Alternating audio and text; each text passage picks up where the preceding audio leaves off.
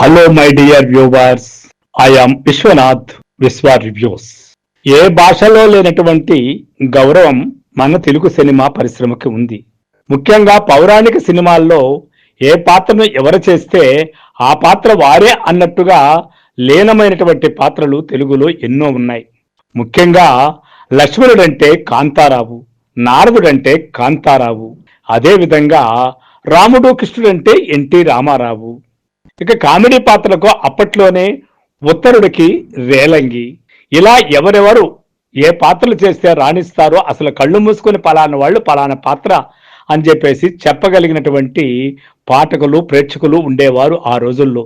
దానికి ప్రత్యేకమైనటువంటి జ్ఞానం కూడా అవసరం లేకుండా అంత గుర్తింపు పొందినటువంటి వాళ్ళు శకునిగా, ధూళిపాల కావచ్చు. ఇలా ఎవరిని తీసుకున్నా తెలుగులో మాత్రం ఏ పాత్రకు వారే పాత్రదానం అన్నట్టుగా నిరూపింపబడినటువంటి రూపకల్పన జరిగినటువంటి వ్యవహారము, అందుకు దర్శకుల కృషి, ఆ నటుల యొక్క పెర్ఫార్మెన్స్ గురించి ఎంత చెప్పుకున్నా తక్కువే. ఇక మాయాబజార్ నుంచి చివరి వరకు కూడా బలరాముడంటే గుమ్మడి అనే సంగతి మనందరికీ తెలిసిందే.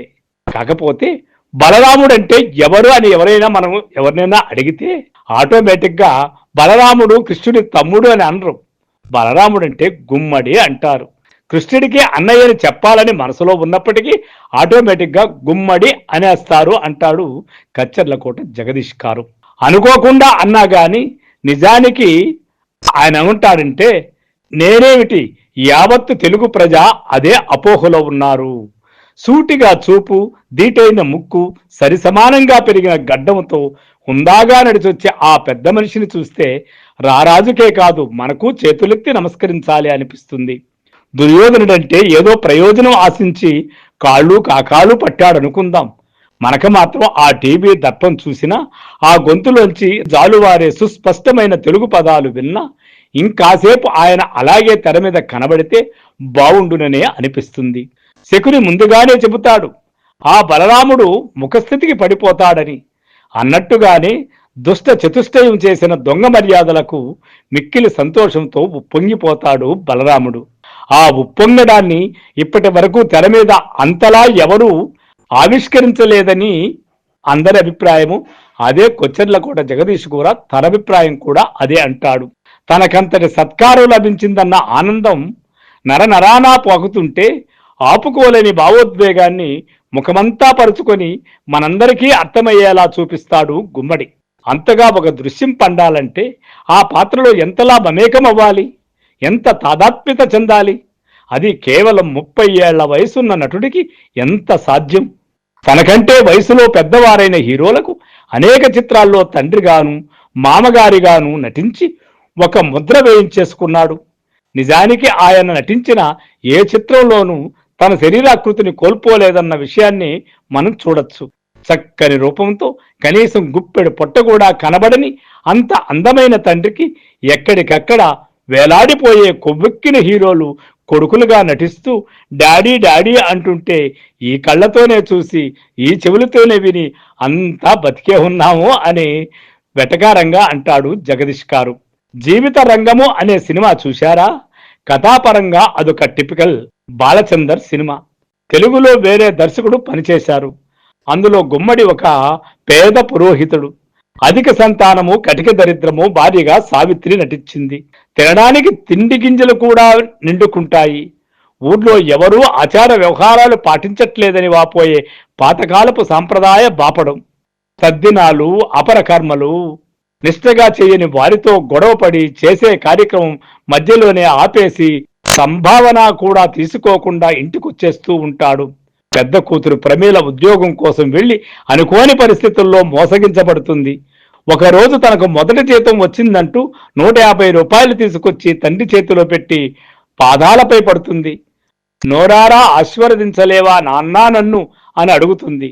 కూతురిచ్చిన నోట్లను 2 చేతులతోనూ ఆశ్చర్యంతోనూ చూసుకుని రూపాయికి ఆనందపడిపోయి ఆశీర్వదించే పురోహితుణ్ణమ్మా, ఏమిటో ఇంత డబ్బు చూసేటప్పటికీ నోట మాట రావడం లేదు నాకు అంటూ ఉద్వేగపడిపోతాడు. చాలు, ఈ సినిమా కర్మగాలి ఓ రాత్రివేళ ఒక్కడిని చూశాను. సరిగ్గా ఈ సన్నివేశం చూసిన మరుక్షణం నాకు దుఃఖం పెళ్ళుపుకి వచ్చేసింది అంటాడు జగదీష్. అంతలా కదిలించేసిన బాలచందర్ మీద కోపము, అంత హృదయ విదారకంగా నటించిన గుమ్మడి మీద ఆగ్రహము కలిగాయి. సినిమా మాధ్యమానికి ఇంత శక్తి ఉంటుందా? ఇలా ఏడిపించగల ప్రతిభావంతమైనటువంటి నటనను ఆయనకు ఏ దేవుడు ప్రసాదించాడు? ఇదంతా రాస్తుంటే కూడా ఆ దృశ్యం కళ్ళ ముందు కదలాడి కన్నులు తడిబారుతున్నాయి. ఇక సంపూర్ణ రామాయణంలో విశ్వామిత్రుడు వచ్చి యాగ సంరక్షణకై రాముణ్ణి తనతో పంపమని కోపబడినప్పుడు, పట్టాభిషేకాన్ని ఆపి రాముణ్ణి అడవుల పాలు చేయమని కైక వరమడిగినప్పుడు దశరథుడి ఆక్రోశము ఆవేదన చూస్తే గుమ్మడితో పాటుగా మనకు గుండె పట్టేస్తుంది. ఆ తండ్రి మనసు ఎంత తల్లడిల్లిపోయిందో, ఎంత వేదన అనుభవించాడో, స్వయంగా తనకు తానే దశరథుడిగా మారిపోయి తన సొంత కుమారుణ్ణే వదులుకుంటున్నంత విషాదాన్ని అణువణువున శరీరమంతా నింపుకుని అద్వితీయమైన నటనతో మనందరినీ ఏడిపించేశాడు గుమ్మడి. అదంతా దర్శకత్వ ప్రతిభ ఒక్కటే కాదు, ఆ పాత్రలన్నీ గుమ్మడి కోసమే ఉద్భవించాయి. అదే గుమ్మడి భృగు మహర్షిలా విపరీతమైన అహంకారాన్ని ప్రదర్శిస్తూ వెంకటేశ్వర మహత్యం చిత్రంలో మనందరినీ ఆశ్చర్యపరుస్తాడు.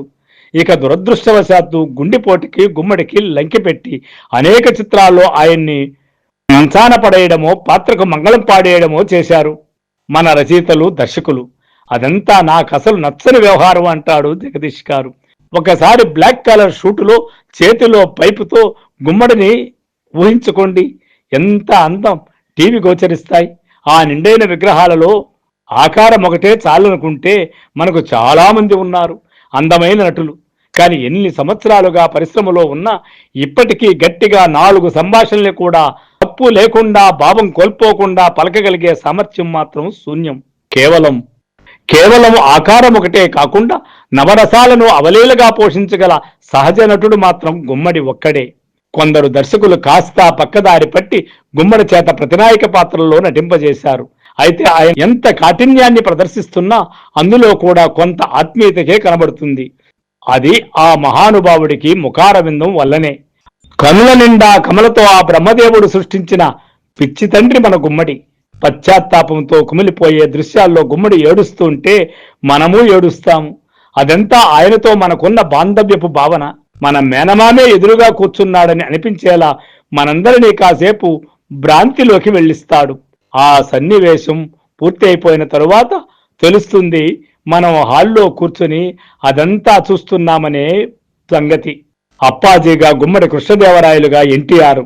నిజంగా ఎంత చెప్పుకున్నా తక్కువ ఆ అప్పాజీ పాత్రలో గుమ్మడి నటించినటువంటి ఘటన. నిజానికి ఆ పశ్చాత్తాపము, ఆ బాధ, ఆ ప్రేమ, ఆ విశ్వాసము, ఆ నమ్మకము, ఆ నమ్మిన పంటు తనము గుమ్మడి కళ్ళలో ప్రదర్శించినట్టుగా అసలు ఒక్కొక్క సందర్భంలో కృష్ణదేవరాయలు కూడా వెనకబట్టుపట్టట్టుగా కనిపిస్తాడు రామారావు. అంత గొప్ప నటన ప్రదర్శించినటువంటి వాడు గుమ్మడి. ముఖ్యంగా ఆ మహామంత్రి తిమ్మరుసులో టైటిల్కు తగ్గట్టుగా ఆ సినిమాలో గుమ్మడినే హీరో అని అనిపిస్తుంది. ఆ పాత్ర యొక్క హావభావాల ప్రదర్శన చూస్తుంటే ఇంత కన్నుల పంటకు ఏ భాషా ప్రేక్షకులు నోచుకొని ఉండరేమో. అద్భుతమైన నటన, భాషా సౌందర్యము, ఉచ్చారణ పరంగా చెవులకు హాయిగొలిపే ఆ ఇద్దరి సంభాషణలు 3 గంటల పాటు విజయనగర సామ్రాజ్యములో విహరించి వచ్చేస్తాం మనందరం. ఇలా ఎంత చెప్పుకుంటూ పోతే గుమ్మడి గురించి కమ్మని మాటలే కాకుండా ఎన్నో కఠోరమైనటువంటి పాత్రలు, కన్నీళ్లు తెప్పించే కరుణ రసాత్మకమైన పాత్రల గురించి ఎంత చెప్పుకున్నా తక్కువే. సో ఫ్రెండ్స్, గుమ్మడి మనకు నిజంగా గుమ్మడి పాదు లాంటి వాడు. నటుల్లో మేరు శిఖరము ఎన్నో గుర్తింపు పొందిన పాత్రల్లో మహామంత్రి తిమ్మరుసు అన్నట్లయితే, తండ్రి పాత్రల్లో గుమ్మడి ఒక కేర్ ఆఫ్ అడ్రస్గా మిగిలిపోయినటువంటి తెలుగు సినిమా పరిశ్రమ ఎంత చేసినా ఆయనకి రుణపడే ఉంటుందని చెప్పుకోవాలి. సో ఫ్రెండ్స్, గుమ్మడి గురించి నేను చెప్పిన కథనం కానీ మీకు నచ్చినట్లయితే కొచ్చెర్లకోట జగదీష్ గారు మనకు వివరించినటువంటి విషయాన్ని మీరందరూ ఆస్వాదించినట్టయితే మా విశ్వ రివ్యూ ఛానల్ని సబ్స్క్రైబ్ చేసుకోండి, లైక్ చేయండి, షేర్ చేయండి. Thank you. I am Vishwanath.